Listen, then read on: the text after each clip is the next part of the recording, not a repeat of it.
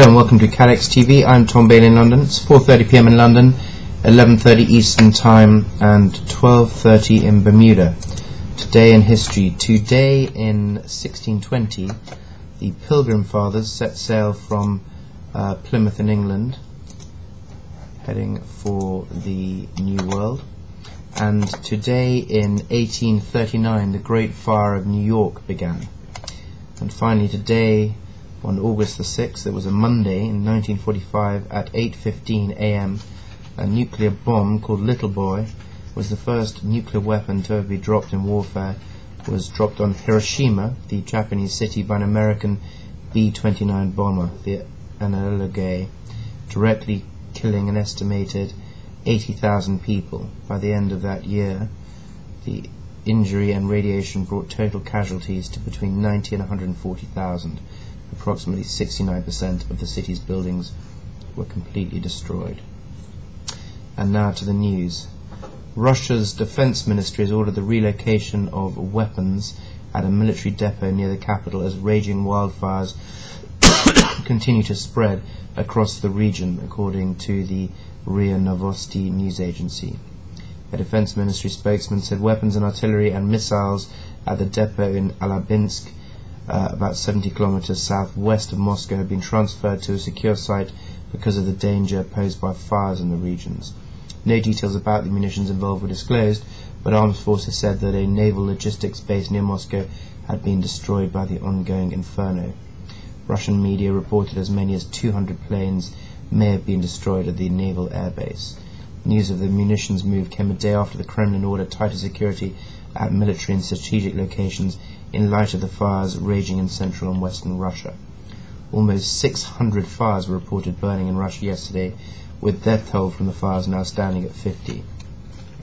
Meanwhile, officials earlier announced the transfer of material from the Sarov nuclear facility 500 kilometers east of the capital, where nuclear weapons are assembled. Temperatures up to 38 degrees Celsius have exacerbated forest and peat bog fires across Russia's central and western regions, destroying close to 2,000 homes. Thick smog that had blanketed Moscow has partially lifted but could return with no end in sight to the record heat wave, according to officials yesterday. The deep fog has in fact returned to Moscow and is now apparently worse than it has ever been. We'll keep you updated on that news as things develop. Now, the 2010 Atlantic hurricane season has been relatively quiet so far, but things are about to heat up, according to meteorologists.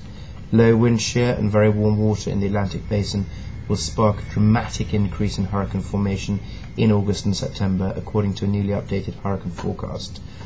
This morning, forecasters William Gray and Phil Klotzbach of Colorado State University released their prediction that 18 named storms will form before the season ends on the 30th of November. The pair think that 10 of those storms will become hurricanes with winds of at least 74 miles an hour.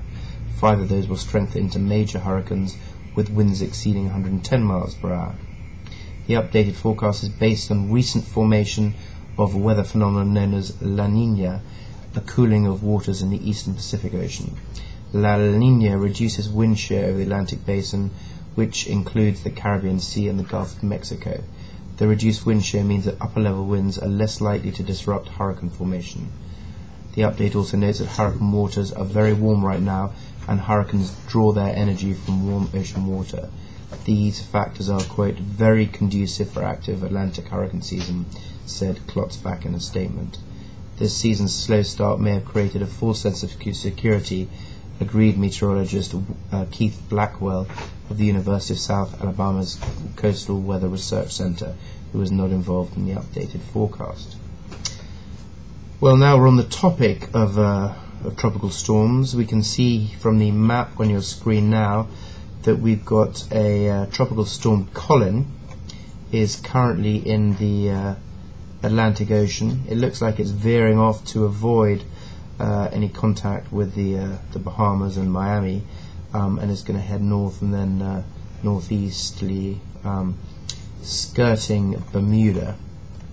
It's currently got sustained winds of 45 knots. It's forecast to strengthen in the next 24 hours to sorry, it's currently 40 knots. It's forecast to strengthen to 45 knots. We'll still keep it at a tropical storm, and we'll keep you posted on any changes there. Switching to the Pacific side now, you can see that we've got a tropical depression currently named System 07E, which is sort of tracking the coast of Mexico, and it's forecast to head westwards into the Pacific.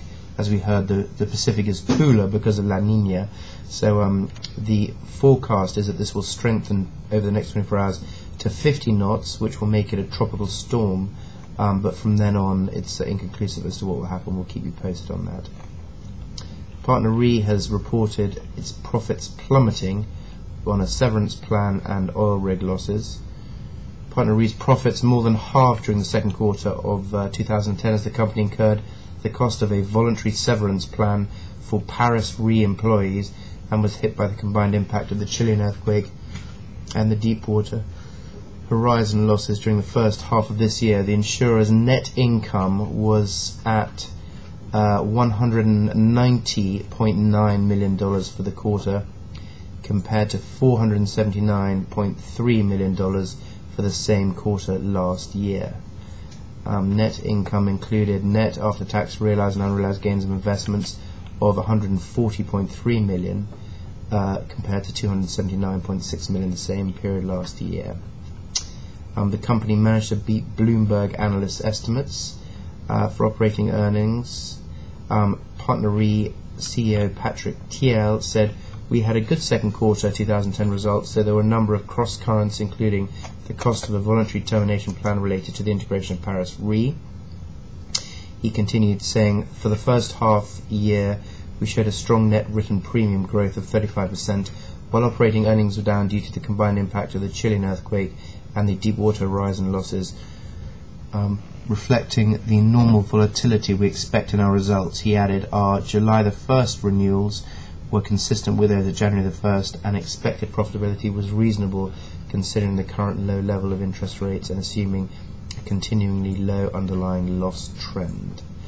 He said that our current market environment, which may last for some time, validates our decision to purchase Paris Re last year. We have a larger, more diversified book of business which gives us greater flexibility in generating shareholder value over the long term.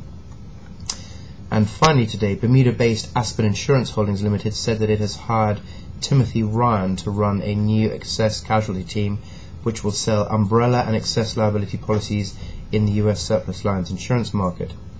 Mr. Ryan was previously Vice President and Underwriting at V Marketing at Carolina